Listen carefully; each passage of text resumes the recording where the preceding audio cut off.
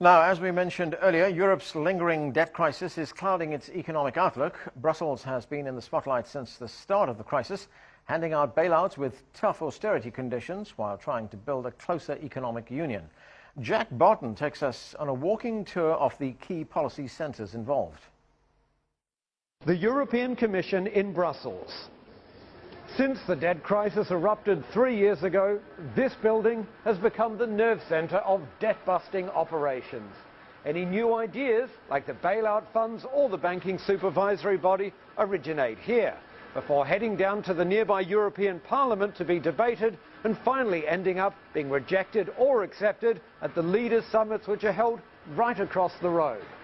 Euro area countries are seeking deeper integration, even as the chill wind of the debt crisis finally reaches the door of core countries like Germany. This is Berlin, and that is the Bundestag, the German parliament where Chancellor Angela Merkel works, and which of course is the seat of power in the Eurozone's biggest economy and also the country that provides the most money to the bailout funds.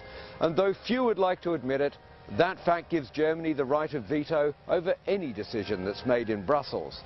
Though, of course, Angela Merkel is still beholden to the German taxpayer. Well, many Germans believe that Greece shouldn't be in the euro anymore because they think it's some kind of bottomless pit. But I think the matter is far more complex because Greece is using the money we are lending to them to buy stuff from Germany as well. So we make good profit from that too. Well, as Michael says, the issue is indeed complex. And while Germany may be the most powerful country in the Eurozone, nonetheless it must still negotiate with the other 16 countries that use the single currency, as well as the 10 countries that don't. And that usually happens back in Brussels.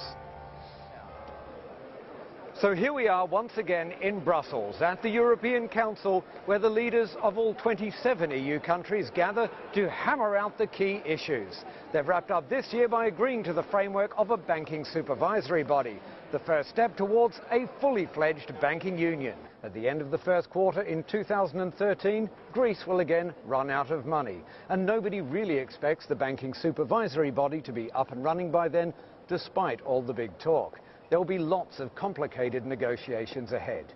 And next year, like this year and the 2 years before, are going to be busy ones for the home of the EU's core institutions. Jack Barton, CCTV, Brussels.